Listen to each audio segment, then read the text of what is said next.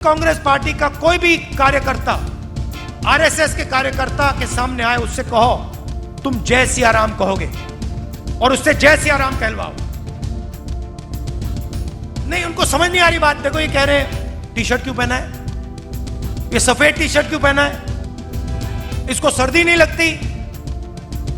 सबसे पहले मैं आपको बताता हूं क्यों पहना हूं। देखिए पुलिस वाले सिर हिला रहे हैं, देखिए मुस्कुरा के सिर हिला रहे हैं पुलिस वाले, समझते हैं ये। भैया कैमरा इस साइड मत दिखा देना, फंस जाएंगे। गलती से भी मत दिखा देना। 21वीं सदी के कौरव हाफ पैंट, खाकी हाफ पैंट पहनते हैं, हाथ में लाठी लिए होते हैं और शाखा लगाते हैं। फिर ये मेरी टी शर्ट के पीछे पड़ गए।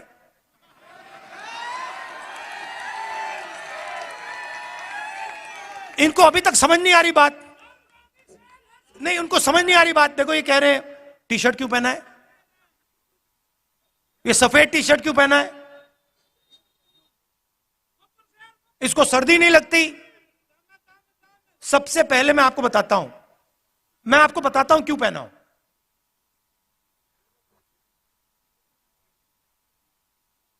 यात्रा शुरू हुई, केरला में भयंकर गर्मी, ऐसा लग रहा था भैया टी शर्ट उतार दो, मतलब उसमें पसीने आ रहे थे, ह्यूमिडिटी बहुत थी। केरला में काफी मतलब गर्मी लगी। फिर मैं मध्य प्रदेश में गया, थोड़ी ठंड होने लगी, थोड़ी सी मतलब ज्यादा नहीं। सुबह सुबह क्या हुआ, 6 बजे हम निकलते हैं।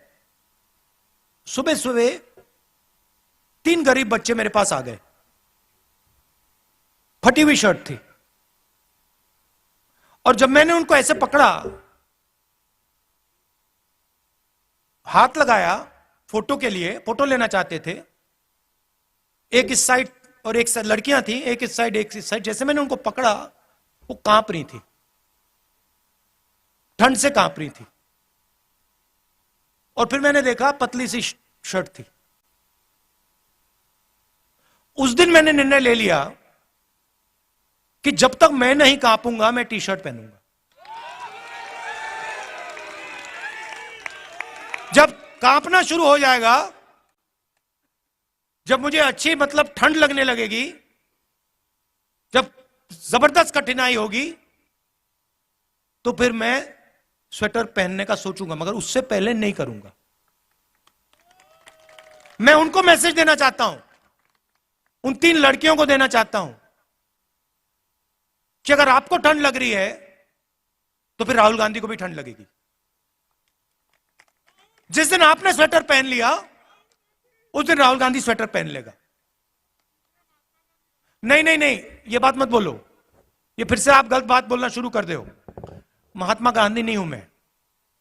आप नहीं, सुनो, ये मेरे जैसे इस देश में करोड़ों लोग हैं, ठीक है, करोड़ों लोग हैं। यहां पे क्या हो रहा है, यहां पे काम कोई कर रहा है, तपस्या कोई कर रहा है। जैसे मैंने पांडवों की बात की, यहां पे युद्ध हुआ था, हजारों लोग मरे थे। वो क्यों हुआ था? क्योंकि उस समय हिंदुस्तान में जो काम कर रहा था, जो तपस्या कर रहा था, उस समय किसान थे, मजदूर थे। आज किसान हैं, मजदूर हैं, छोटे व्यापारी हैं, स्मॉल और मीडियम बिजनेस चलाते हैं। आज हमारे पास माइक्रोस्कोप बनाने वाले लोग आए, आप बनाते हैं, मैन्युफैक्चरिंग है, देखो इनकी 100-200 लोगों को ये रोजगार देते हैं। ये तपस्या करते हैं 24 घंटा। कोई माइक्रोस्कोप बनाता है, कोई यहां पे पोल्ट्री फार्म चलाता है, कोई खेती करता है, गन्ना उगाता है। ये तपस्वी है देश के, और खाता कोई और है। और खाता कोई और है। और जो खाता है भैया वो तो दिखते भी नहीं है। अच्छा, ये आरएसएस वाले हर हर महादेव तो कभी नहीं कहते।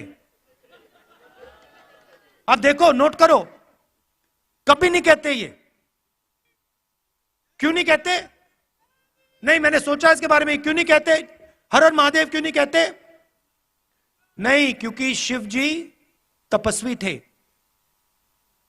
और ये हिंदुस्तान की तपस्या पे आक्रमण कर रहे हैं, इसलिए हर हर महादेव नहीं कह सकते। मगर बात मैं जय सिया राम की कर रहा हूं। यहां पे राम राम राम राम सुना मैंने, राम राम जय सिया राम। अब जय सिया राम ये कभी नहीं कहते। इन्होंने सीता जी को नारे से निकाल दिया, उठा के बाहर फेंक दिया, कहा हम नहीं कहेंगे।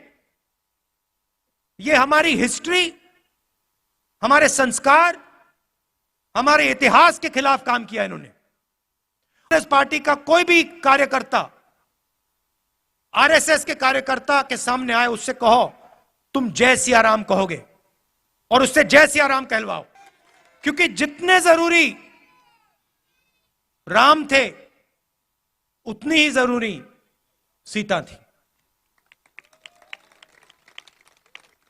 तो आप सब यहां आए, इतने प्यार से आपने मेरी बात सुनी, दिल से आपका धन्यवाद करना चाहता हूं। और आज एक कमी रह गई, हमने आज वो जो बीजेपी के लोग करते हैं, देखिए उनके संगठन में महिलाएं तो होती नहीं है, अलाउ ही नहीं है। अभी तक नहीं समझ आया मुझे उनके संगठन में महिलाएं क्यों नहीं है, वो अलग बात है। मगर आज हमने पूरा दिन महिलाओं का कर दिया, तो जो हमारे पुरुष हैं उनको आज थोड़ी मुश्किल हुई, आप अंदर नहीं आ पाए, आप मिल नहीं पाए, तो मैं आपसे माफी मांगना चाहता हूं।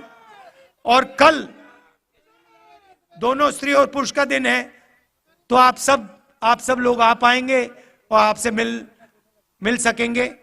दिल से बहुत बहुत धन्यवाद, नमस्कार, जय हिंद। जैसे यहां पे यात्रा चल रही है, इसमें कोई ये नहीं पूछता भैया कौन हो, कहां से आए हो। मोहब्बत की दुकान है ये। पांडवों ने भी, आप याद रखिए,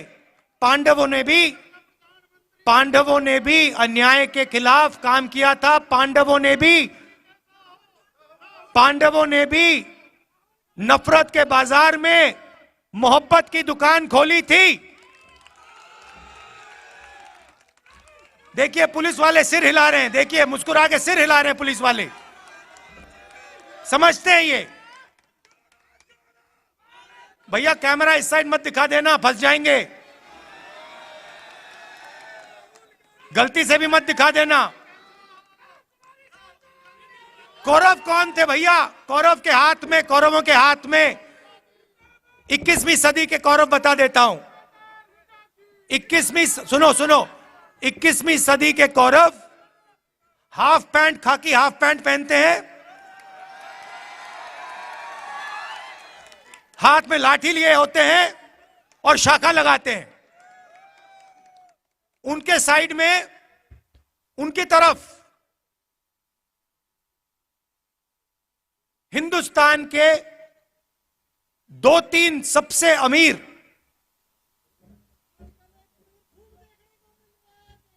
अरबपति कौरवों के साथ खड़े हैं। भाई और बहनों, नोटबंदी किसने करवाई? गलत जीएसटी किसने लागू की? किसके लिए की गई और किसके खिलाफ की गई, ये आप समझिए। नोटबंदी, गलत जीएसटी नरेंद्र मोदी ने जरूर साइन किया, मगर नरेंद्र मोदी जी की शक्ति ने गलत जीएसटी, नोटबंदी नहीं लागू करवाई। हिंदुस्तान के 2-3 अरबपतियों की शक्ति ने, इन्होंने प्रधानमंत्री का हाथ चलाया। मानो ना मानो, आपको देखने को मिलेगा। उस समय के अरबपति पांडवों के साथ खड़े थे क्या? अगर खड़े होते तो पांडव जंगल में क्यों बैठे थे? पांडवों को घर से क्यों निकाला? क्योंकि उनके साथ अरबपति नहीं खड़े थे, मगर उनके साथ इस धरती की जनता, इस धरती के किसान, इस धरती के मजदूर, इस धरती के गरीब, इस धरती के छोटे दुकानदार, इस धरती के स्मॉल और मीडियम बिजनेस सब खड़े थे। ये देश भाइयों और बहनों, ये देश तपस्वियों का देश है। मुझे कहा जाता है, मुझे किसी ने कहा आप 3000 किलोमीटर चले। मैंने उससे कहा तो क्या हुआ? मैंने क्या बड़ी बात कर दी?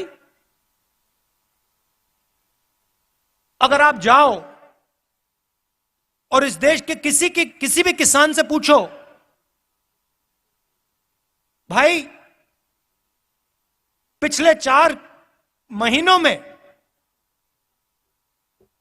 आप कितने किलोमीटर चले हो, वो आपको बता देगा 3000, 4000, 5000 किलोमीटर चला हूं। हां, कन्याकुमारी से दिल्ली नहीं चला हूं, मगर अपने खेत में चला हूं, मंडी गया हूं, मंडी जाकर वापस आया हूं, फिर मंडी गया हूं, फिर वापस आया हूं, खाद खरीदने गया हूं, बीज खरीदने गया हूं। मैंने क्या बड़ा काम किया? कुछ नहीं। किसी भी मजदूर से आप पूछ लो, आपको बताएगा 24